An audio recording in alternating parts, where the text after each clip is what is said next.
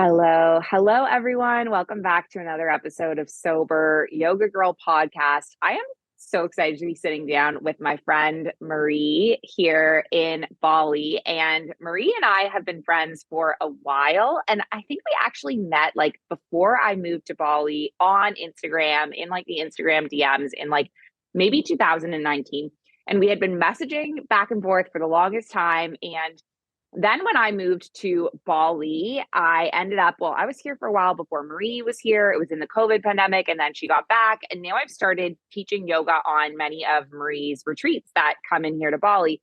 And so she is the founder of Soul Bliss Journeys. And one of the main focuses of Soul Bliss Journeys is they organize sober retreats for various sober groups, come around the world, bring their community and have this incredible experience, not necessarily yoga focused, but I will often be the morning yoga teacher on the retreat groups that she organizes, which is super amazing. And so like Sobriety Sisterhood, with Ellen from France has come via Soul Bliss Journeys, and then Soba Sisters with Megan Wilcox, who's from Boston, came through Soul Bliss Journeys. And then we have a few more sober retreats coming up over the next year that I'm going to be involved in with her. So I just felt it would be amazing to have her on the podcast, hear her story, hear her journey. And if anyone listening is interested in organizing a sober retreat in Bali, maybe you can chat with Maree after the show. But welcome, Maree. How are you? I'm good, thank you. I'm here with my I wanted to be in Bali with you all, so I'm here with my rice fields in the background. I love it. Yeah, it's my new screensaver on my Zoom Pro. I'm quite excited by it. And I'm doing great and glad to finally be on the show. I know. I feel like we talked about yeah. it for a while of having you on, and then it just like didn't quite link up. So this is perfect. I know, and it's quite weird because I did start stalking you in 2019 when I was in the early stages of my back then my business was called Sober Girls Travel, and I was in the like early stages of trying to find like leaders to come or bring their retreats to Bali, and you were someone that came out on Instagram and I was like, oh, I really want to work with this lady, and so I would kind of comment and say stuff to you and inbox you, and you were like, oh, I already have connections there and I've been there before. And I was like, oh, this woman, when is she going to like play the game? And then I think that was it. And then every now and then, like every year I'd bug you and I would be like, what are you up to? You sure I can't help you? And then I think, then I think I heard that you were moving to Bali. So I sort of reached out. Then it was like, I hear you're moving to Bali. So I was trying sort of everything I could to kind of get into like your zone. And then, and then when I came back after COVID, you already made it in, and I came in around sort of February, and we met, I think, in March of 22 and had a smoothie bowl. Well, I had a smoothie bowl. That was last year? Wow. Yeah. But you know what I was thinking as we're chatting? Do you remember when we would Zoom when I first moved to Bali and Ellen had already been like, oh, Alex is moving to Bali. Could she teach the yoga on my retreat? Do you remember we had a few Zoom calls about it and Bali was still in lockdown, and we were talking about like whether the borders would open or whatever. And you were in India. Like it was so weird. And I had come in on like a business visa and was just like sitting in Ubud like alone. No, it's actually sometimes it's quite like my partner was saying today, like just how far we've come in like since August 22 when it finally opened and where we were and how chaotic it was and trying to get everyone in, and could we make it happen. And oh God, I mean, the first one happened for me in August of 22, and it was I even remember not even, I think it was only about 3 or 4 days before they were actually landing in Bali that I allowed myself to actually go, I think this is going to happen. I think the first retreat is actually going to happen, because I started my new brand, Soul Bliss Journeys, at the end of 2019 when I decided I'd prefer to be a helper of the retreats than actually running them myself. And so I started this whole new brand, and then I had them all set up for 2020. I had 15 groups booked in.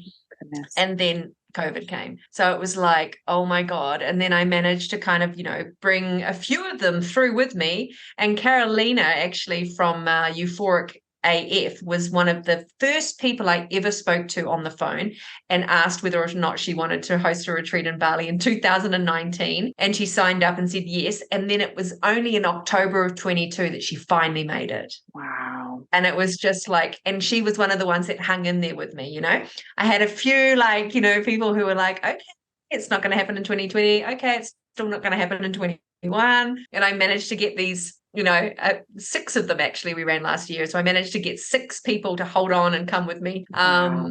And now next year is like super, super full, and I'm super grateful. We've got so many people wanting to come to Bali and run retreats, and we love what we do. We have a small little team now of people that, you know, work with us, so we're loving it. And yeah, and it's and my favorite part is when I get to work with my sober sisters, and so when I get to do groups of sober people, it's just that extra connection. Mm-hmm. Yeah, it's just incredible to see like how far your business journey has gone, and yeah, it's very impressive how big it's gotten. And I love having this little involvement too of being involved with the sober groups. It's pretty cool.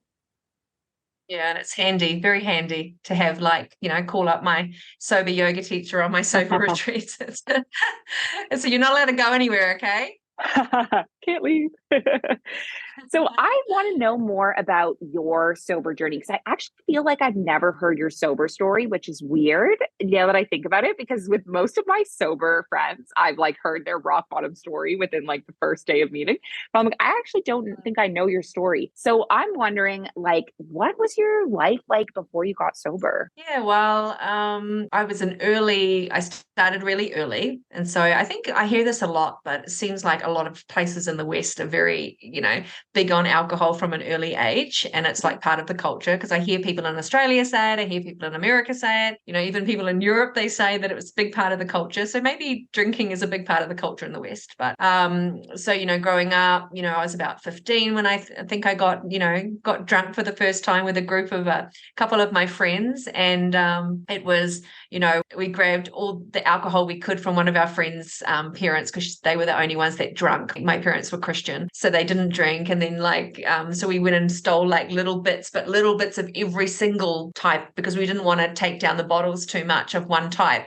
So we got some gin, we got some vodka, we got some rum, we got some, you know, and then you can imagine this disaster. But we back and we decided to drink it. And one of my friends thought that after having her first nip of something, she was like, oh, I think I should stay, you know, straight to look after you two. And it ended, thank God she did, because we ended up, you know, falling off down a bank, because we were actually getting drunk at this piece of land that my parents were going to build a house on. So we had a caravan, and all us 3 girls were in the caravan. So getting drunk and, you know, but falling over the land, slipping down things, actually pretty gross things happened like in the night when we were feeling sick, and me and my friend, it was a very disastrous first drinking experience, but that didn't put me off. I think I felt like something was like, oh, this is exciting. And, you know, just then it just felt like it never ended really.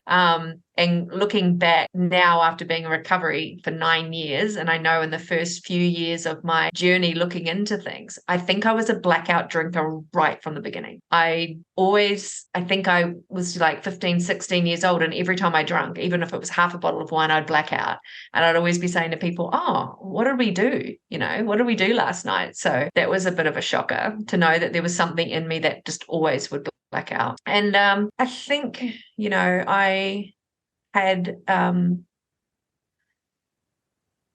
I had some issues growing up with like some abuse. And so I feel like that may have been like something that caused me to really lack self-love. Like I really lack self-love. But in that, I think something opened up within me at a young age, something very promiscuous. I feel like there was a link between that attention I got from that I didn't get from, say, some other males in my life, which I wish I got it from. I thought, I put 2 and 2 together, and I thought, oh, if you're sexually like promiscuous and you do sexual things with men, that equals love, or you'll get attention and love from that. So ever since that, like, and alcohol fueled that for me. So for me, my whole entire like teenage years, my 20s were fueled by alcohol and promiscuity. I just was, but it was not from a place of wanting to be, like that. I wanted love. I was craving love, and I thought that's how I got it. So I would always go out, I'd get drunk,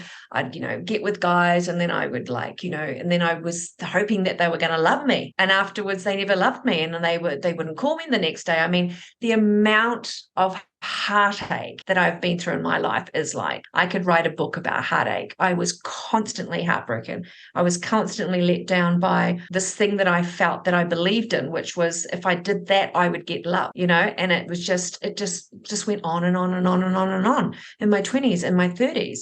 I mean, even like my marriage, I got married to a beautiful man, a loving, kind, sweet man. But then we had a bit of an interesting relationship because he didn't actually see me in the sexy way that all other males saw me. He saw me as this princess queen that he would put up on a pedestal, and our sort of sexual relationship wasn't that great. And so I started thinking, that maybe I need to be with someone else. And I ended that. And it was just, absolutely chaotic. I was always, drinking, trying to find the buzz, the excitement, someone that saw the sexy side of me, because I thought sex was love, sex was love, sex was love, sexiness was love. Just totally, totally confused. And I think now, after being in recovery for a bit, I feel like, I had an ex-boyfriend before I met my partner now say to me, "Are you sure you don't have like abandonment issues from your father? Like daddy issues?" And I remember thinking, fuck off. Excuse my friend. I don't have daddy issues or abandonment issues. But now when I think about it, I do have this core memory of being this, and I was this cute little blonde, I know you wouldn't think it now, but I was this cute little blue-eyed blonde girl who was like always wanting my dad's attention, but he didn't want anything to do with me because I was the little girl, and he was always hanging out with my brother and playing with cars and trucks, and I was I remember always just being told to go away. And I think that I just wanted to be loved by him, but I never. And then when I was, I was touched,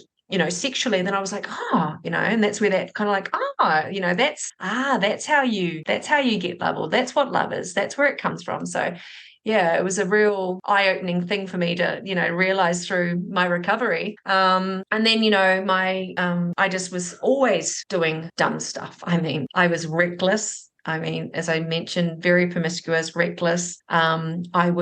I would never go home. I was always known as the girl who just would never go home. Even when the bars closed, I would try to find some other party, some other place. My family would always just be like, "Oh, Maree, come home." And I'd be like, no, you guys go home. I'm all good.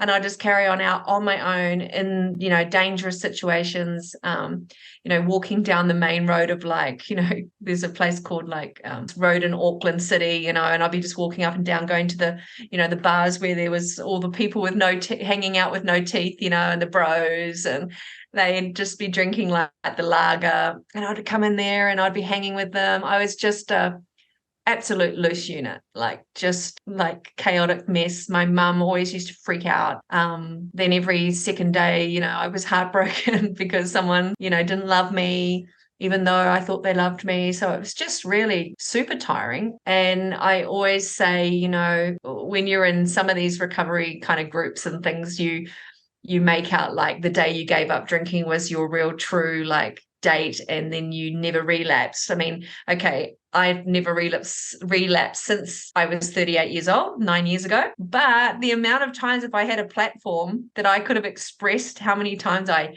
relapsed, because the amount of times from the age of 15 to the age of 38 that I said I was going to stop drinking and then always went back to it. I mean, I'd be that day one girl. I'd be on the Facebook page going, "Oh, I'm day one again," because that truly is, now we have a platform, right? We have so many platforms to talk about sobriety. When I got sober, it was really only AA. So, I swore off it over and over. I went back over and over. And then I actually moved to Bali in 2013, and that's my marriage ended. I was sort of trying to get back with my husband, but it didn't work out, and I just had enough, and I was like, right, I'm going. And I was doing my geographical. I was like, let's go to where the misfits are, and go and hang out in Bali and Ubud. where all the people go. And then my mum always used to say, oh, only the people who are lost go there, or like the misfits or something, or the, what do they call it, the black sheeps of the family. I'm like, hell yes, well, that's my place, let's go.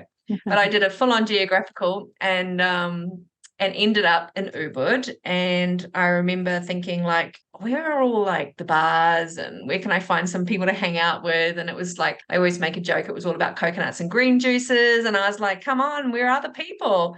And then it was funny because I moved into a house, and right next door to the house was, I guess, like a watering hole for these like older expats that had been living in Bali for like 20 years. And it was their hangout where they went and sat every day drinking wine and beer. And I was like, I found my people. And so I would go there and hang out with them. Back then I was, I guess in my earlier days of my 20s, I could do, Friday and Saturday night, sometimes Thursday, Friday, Saturday night. I was always a binge drinker though. I would have this really super interesting routine of being a normal person and then not being a normal person. So I would do like Monday through to whatever as a really onto it fit. I used to be very into exercise and eating well. So that was kind of like who I was until it was time to like, let's go, it's Friday or whatever.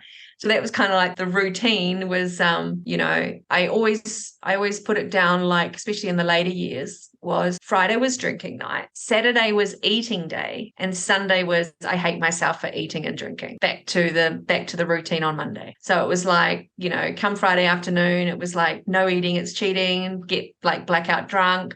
And then on Saturday, I would eat everything I never allowed myself to eat during the week. So I was very, very strict. I had a bit of a, I guess another addiction of mine was, weight loss and kind of trying to stay slim, as I was always taught that to be beautiful and slim was the way to get, So I always was like focused on beauty and being slim. So that was a big part of, like, I guess my recovery as well. But yeah, so on Saturday it was like eat all the things, eat all the pasta, eat all the pizza, like just go hard. And I'd go hard all Saturday. And then on Sunday I would just be in just such despair and depression and hatred, self-hatred. And then I just like swear off, doing it, because I never knew what I did, whether I upset people. And I was always very anxious, trying to figure out who I'd hurt. Did I upset someone? Hey, are we still friends, kind of thing?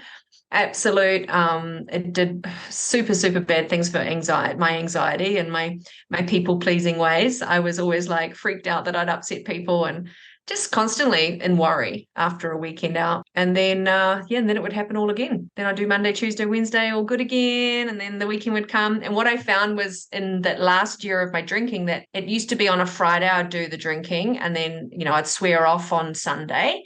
And then, but what was happening is on Wednesday, I was starting to pop over across the road for that wine. And I was like, oh, okay. So I'm starting to now, the depression and hatred was only lasting 2 or 3 days instead. And then I would go and drink on a Wednesday, and then I'd take a couple of days off and I could go again. And I saw it kind of creeping up. And then, so the pivotal moment, I guess, it was an interesting one. I was learning how to dance salsa, and I'd been going to salsa lessons, and every time I went to salsa, I was sober. I didn't drink. I used to go and I used to dance, and I used to dance with this beautiful Cuban guy, and he would just like fling me around, and whenever I danced with him, I just felt like, I remember the high I felt was actually one that you think you get from drugs or alcohol. It was just euphoric, this joy. I just had this beautiful joy when I used to dance. And I came home one night, and my flatmate was there, and she was like, oh, how was that? And I said, oh my God, I had the best night. I said I was sober and no drinking, and I just had the best time, and I was, buzzing. And then I went to bed, and then the next day, I think I was going to do a salsa lesson because I was taking salsa lessons as well. And I decided for the first time to take the intermediate class and not the beginners. I'd been doing beginners, but I was like, no, I think I'm ready for intermediate. And I'd had a couple of wines at the place across the road, and I was sort of on the edge, because I always say I was a 2-drink girl. If I had the third, I was a bit fucked. It had to keep going until there was nothing left. So I kind of had that third one. And so I was feeling good about going to the class. But then when I got into the class, all the intermediate people were in there and doing quite well. And I couldn't get it. I wasn't like getting it. And I remember turning around to my teacher and I said, look, I just think that I should go because this isn't like, I'm not an intermediate. I need to go back to the beginners. So I felt like a piece of shit. And I felt really like, all this like kind of, I'm not good enough. And so I just went downstairs and right next to, and it was actually in Radiantly Alive, actually, where they used to do the salsa lessons. So, but right next to Radiantly Alive was a Indomart or a Circle K. And because I'd had that third, I could feel, that desire to have more, and especially after now feeling like a loser, I went into the Circle K and I grabbed myself a Smirnoff Ice mix-up. And I sat outside the Circle K by myself at 5 o'clock at night, drinking this vodka thing. And I was like, okay. And then I went off and tried to find a party, like try to find what was going on in town. And I heard that there was something going on. So I turned up there, and I used to do this all driving around on my motorbike drunk. And I turned up at this little thing, and I tried to get people to go out with me, and no one wanted to go out with me. And there was this one woman, Alexa, and I said to her, are you going to come with me to CP Lounge? And she was like, well, no, I don't feel like going out tonight. I'm like, what? You were always the one I knew I could count on. She was always my like go-to girl. And she was like, no, I'm going to go home early tonight. And I was like, but I was, way past anyone telling me that there was no party. So I just went to CP Lounge on my own, sat at the bar and tried to, and I used to always love scabbing off people. I was always like, poor Maree, she's in Bali and she's got not much money. And you're a tourist, can you buy me drinks? And I used to get people to buy me drinks all the time. Like, buy me drinks.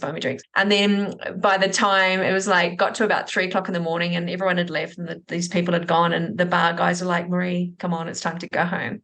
And I was like, and I got on my bike at like 3 a.m. and I drove home. And then the next day, or not the next day, but the next afternoon, I got up about 5 o'clock at night, and my flatmate turned around to me and said, what's going on? Why did you sleep so long? Why are you in this condition? And I was like, oh God. And I said, oh, I went out, and she was like, oh, why did you drink so much? Like last night you told me that or the night before you told me how you had this amazing experience with the salsa and you weren't drinking, and what's going on? And the first time ever in my life, I turned around and I said, I think I'm an alcoholic. And she was like, okay. And then she's like, well, you do know what's happening. You do know what's happening tomorrow, right? And I was like, and it just so happened to be an AA convention down in Sanua, which is like an hour away from Ubud, where we live. And she says, the convention's on, the AA convention, and I know a few people going to it.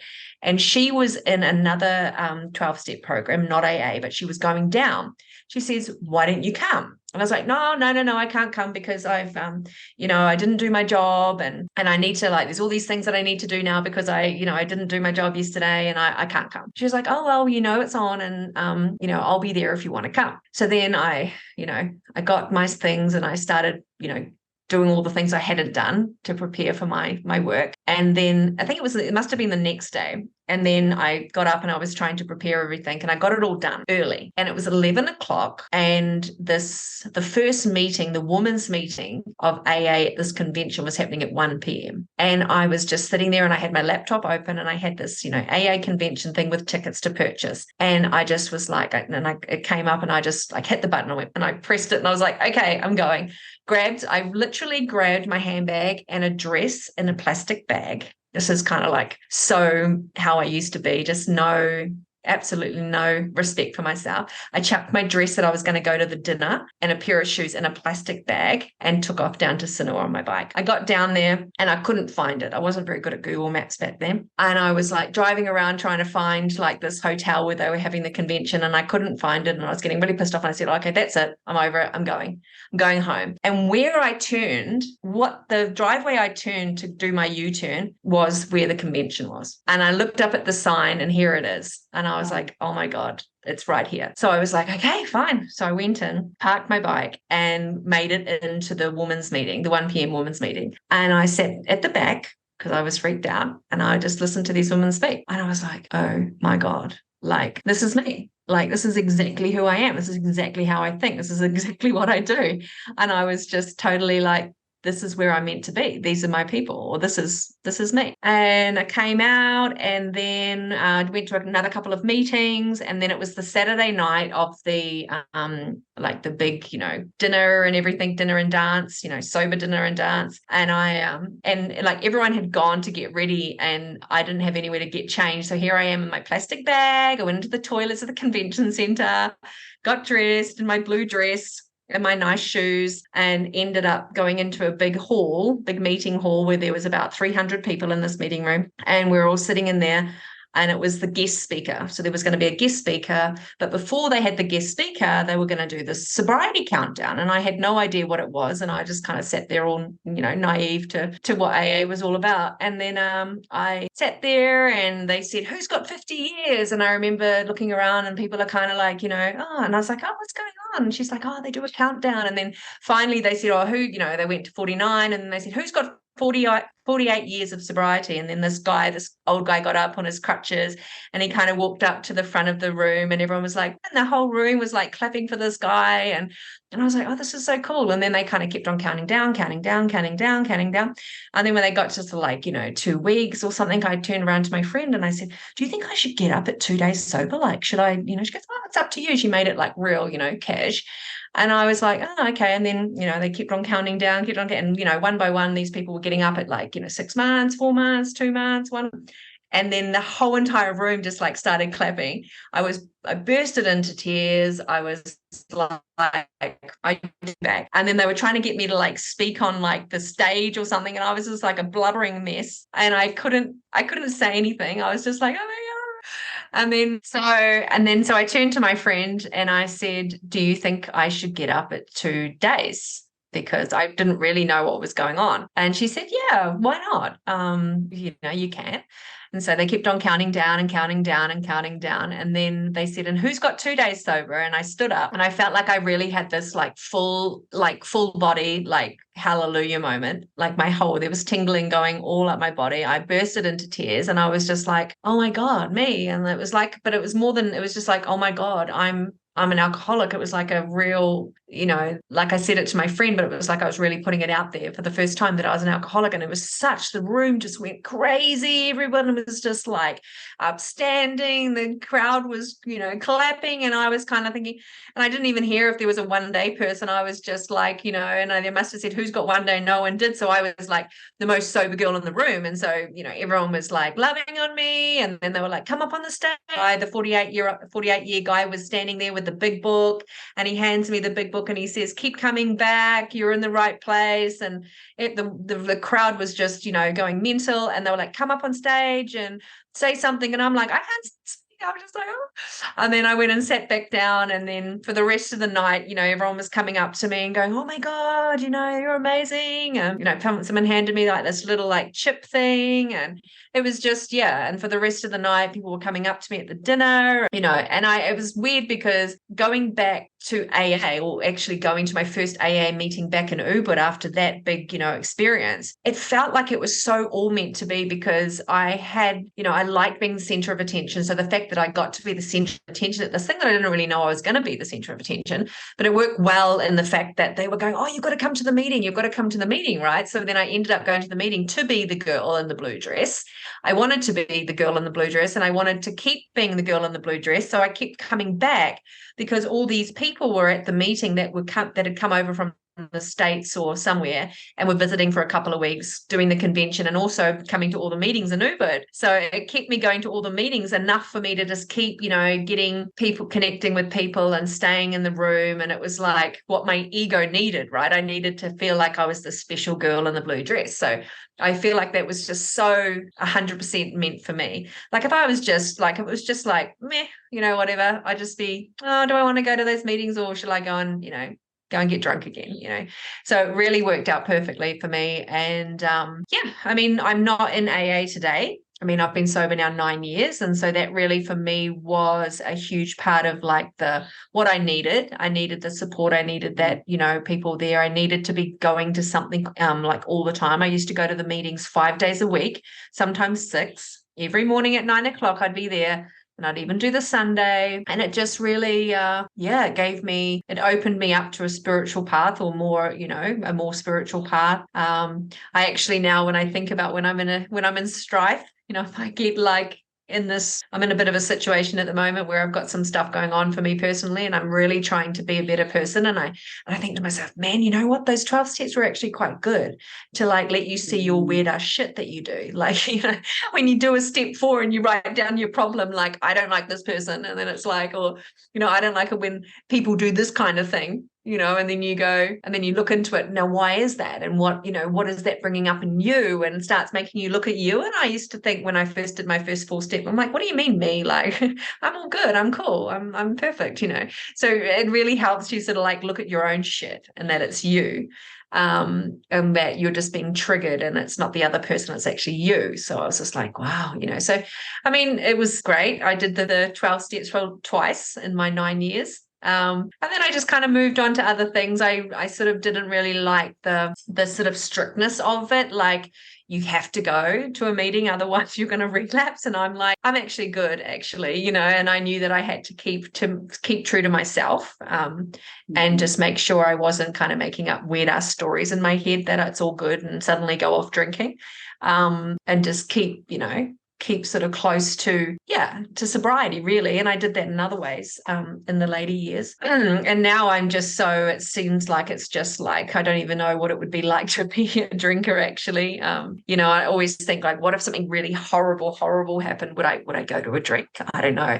So I feel like the thought doesn't even cross my mind anymore. So, but as I said, I run retreats for sober women, so it always keeps me connected. And I always get to, have women come to Bali, and they always sort of, fill my cup a bit, when I see people on the journey and starting off on the journey. And I'm so passionate about them getting sober because I know that it's such a better life. And I wish that I did it sooner. So I'm always like very pro, when people come in and they might be younger and they're, 20s or 30s, I'm like, come on, it really is a better life. And you sort it out now, you're just gonna, I kind of just 38 was older, I guess, for getting sober, but there were some good times, actually. There were some fun times.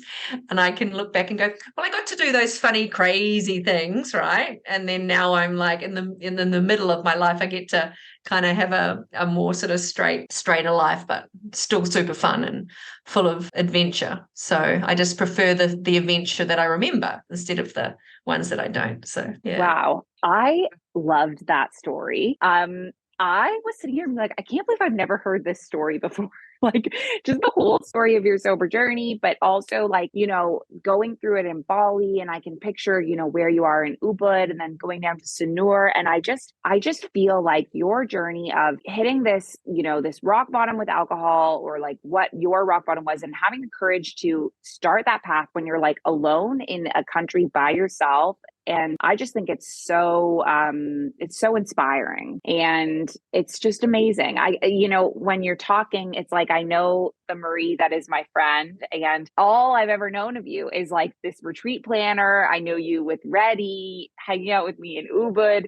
And to picture, and I guess this is the same for all my sober friends, to picture their former life, like I was like, I can't believe you were married. Like, and we've never talked about this. And I like can't imagine you with anyone other than Reddy, Yeah. And so it's just amazing to hear like what you've overcome and the challenges you've overcome to get to where you are today. So thanks for being so vulnerable and sharing that. Yeah, I was never ever like proud of who I was. Like, I just, it was just so messy in my 20s, and it was just a cry for love. I was just, I know that it was always coming from a really like desire to be loved. And it just, it was just super, super messy, super confused.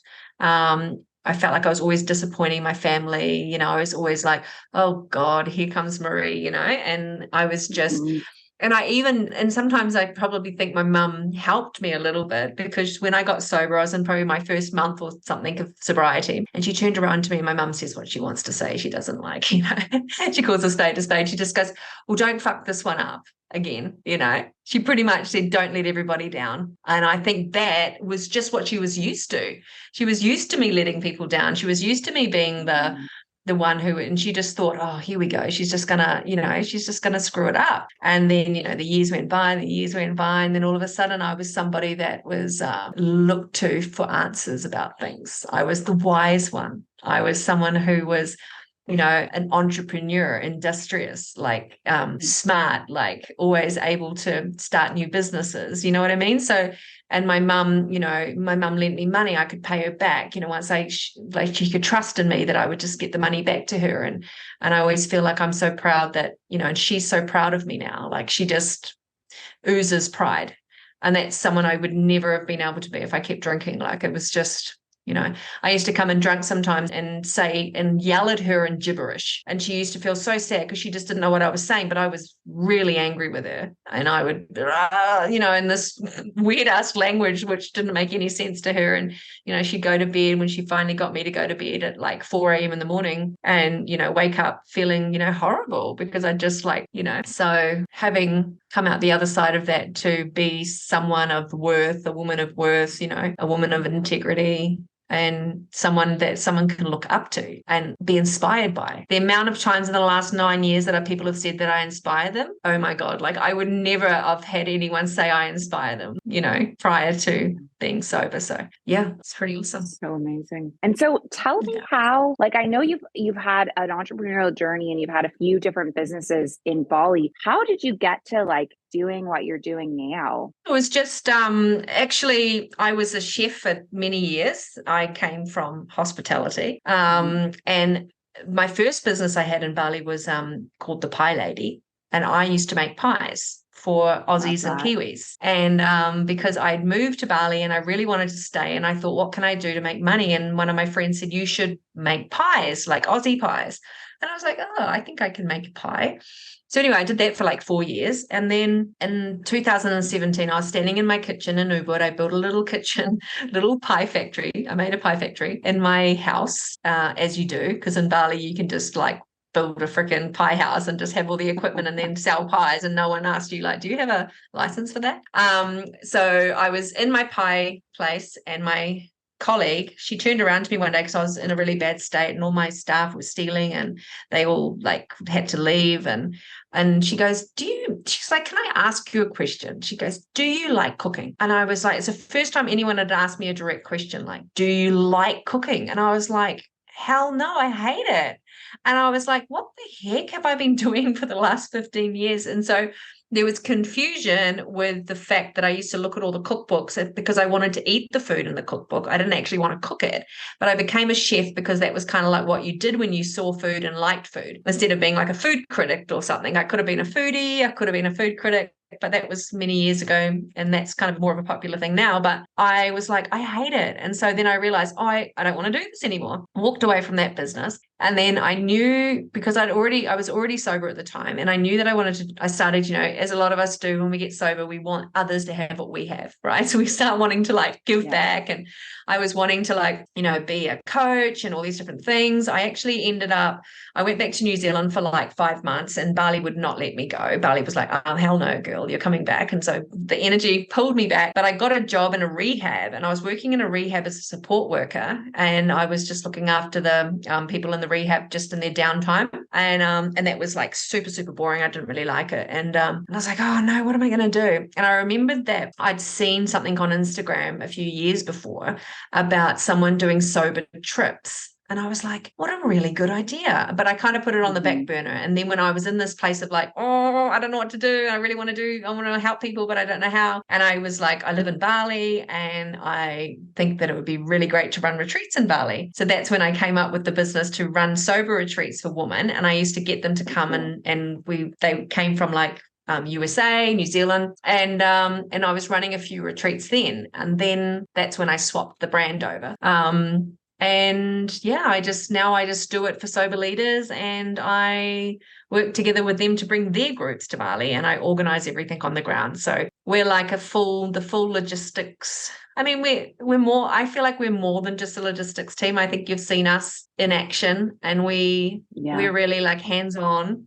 We like to be, we make sure that at least one of us is at each activity, because we want the leaders to feel like they're kind of being held, like not just, oh, hey, you're going on this activity today. And then they're kind of like, I don't know what the heck's happening here or where we have to go or what we have to do. So instead of that, we always have like one of our assistants or myself or my partner Reddy will actually come along to the activity, so they can also really enjoy the trip themselves. We make it really like that the leader gets to have a retreat themselves as well as the people on the retreat. And all the leader really needs to do is prepare their lessons that they want to offer. So, there'd be coaching, some sort of like women's circles, sober circles, different things like that the leader would offer on the retreat. And then all our retreats are custom, so they get to choose like which venue out of our venues, which activities out of our list of activities. So it's all very like customized to, I guess, the retreat host's wishes, but also what she thinks would be great for the group. And then we put it all together and we have itineraries and we do the schedule. And we just help look after all the logistics for the flights, and we pick them up from the airport. So we do all those things to make it super, super easy. And I love it. And couldn't ask for anything more. Yeah, it's so incredible. And I have to say, like, from the first time that I worked with Maree and seeing her in action and seeing the way that she runs her retreats, they're just like so seamless from start to finish. Like I feel like it was like so obvious that this is like the aspect that you were born to do. Whereas for me, I love organizing retreats, but I'm way more of like the workshop facilitator, the yoga teacher, I can do the logistics and I do it, but there's just little things that, like, I'll give an example of, like, I always take my group to do the water temple on the first day, and so does Maree. And on the first night of the Soba Sisters retreat, I came for the welcome ceremony, and Maree was explaining, you got this little bag with this, plastic bag for your wet clothes for tomorrow. And I was like, wow, you're a genius. Like, in every group, my people are like, I just have all this wet stuff. And I'm like, oh, I didn't think of that. Every time, like, it's like, oh, I didn't think about your wet clothes, and I just love that moment, because I was like, wow, I just see how you were really born to do this. And for anyone that's listening, actually, my India retreat next year, which is actually already fully sold out, so I'm not even promoting it right now, but my India retreat is organized by Maree and Reddy. And the reason why I decided to go with them is because I've lived in Bali for a long time. I know Bali really well. Bali is easy for me. But for something like India, I visited once, in 2016, but it wouldn't be relaxing for me to try and organize a retreat there, because I don't know any connections. I don't know the way around. I don't know how to get a driver, whatever. And so after seeing Maree and Reddy organizing a retreat, I was like, I feel like you could do this for me and do it well. And so I have full confidence in their ability as tour operators. Thank you. Yeah. You get to chill with my man, and he'll take you around and show you things. Yeah, he's amazing. I actually met him on a retreat when I still had the sober business. I was looking for another location other than Bali, so I reached out to someone in India, this Canadian woman actually, and I said, would you be able to put together a tour for me, because I want to bring a group of women. And ended up only being 5 of us, but Reddy was working as a freelance guide at the time. So this woman, Louise, reached out to Reddy and said, hey, I've got this group of 5 women from United States and, New Zealand and stuff. Do you want to take the job? And he was like, yeah, cool, I'll take the job. So that's how I met my partner. We've been together 3.5 years now. And I met him right on the cusp of COVID. So that was interesting. We fell in love in this 2-week trip. Well, let's say the last week, when I finally had to whack him over the head and say to him, no, I like you like that. He was like, oh, and then it was when he kind of realized, oh shit, I like you too. And then it was 4 days of kind of loving on each other. And then it was okay, I've got to go back to Bali. And he was like, okay, I'm here in India, I'll see you soon. And we thought that this COVID thing would just blow over and we'd be back in each other's arms in no time, but that didn't happen. And it was a year before I got to see him again. So now he lives here in Bali with me, and we run our Soulless Journeys together. He now works for me, and then we do the India trips as well. So incredible. All exciting stuff. Yeah. So incredible. And for anyone who's listening to the podcast, I know there's a number of people already in the community who have organized retreats via Soul Bliss Journeys, like Carolyn Clark, who has also been a podcast.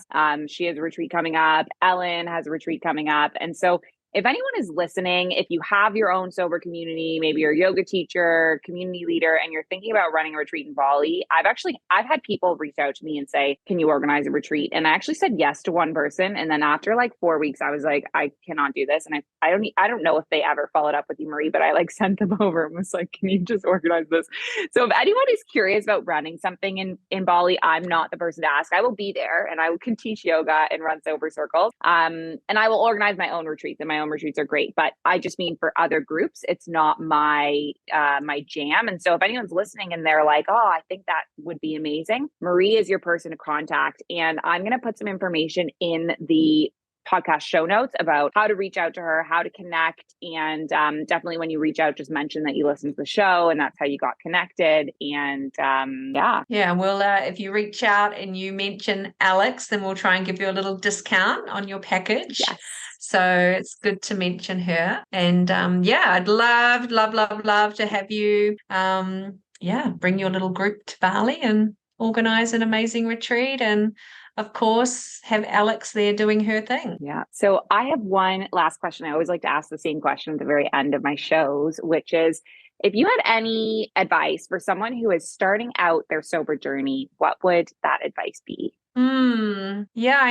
For me, it's just like my life now is just so much better. And I just think I always would just say, just do it, whatever that takes, whatever you need, whether that's to do a 30-day, lots of these 30-day programs going on. I mean, community, like, doing it alone. Like we have a saying, isn't it? Like, the opposite to addiction is connection. Yeah. So like when we feel connected and we can be around people that are in the same boat as us or struggling, and we can like tap in and have those conversations with people. And even if, like I said, I had so many day ones, like I can't even imagine how many day ones I had, but just getting involved in community is huge. Even to say that you've had another slip up, but you've got, your sisters are there, your brothers are there to help you along the path. But do it. It's number one, best thing I've ever done in my life. I don't know where I would be right now if I didn't get sober. So, take a course, go to a rehab, whatever you have to do, just do it. As they say, is it Nike? Just do it. Yeah. Just do it. So, and get community support. It's always a lot easier than going alone. Yeah, such a good piece of advice, wisdom to end on. Well, Maree, this was so awesome. Like, so awesome to hear your story. I can't believe that this is the first time I've heard it. And it's just amazing to hear what you've overcome and who you are. And I'm super, super proud. I'm proud to call you my friend. You are an inspiring woman. Absolutely. Thank you, Alex, for having me. It's 9:00 at night here in Bali, so it's time for rest for this little angel. I'm sure you're ready for bed soon, miss. We'll speak soon. Okay, take care, everyone. Bye. Bye.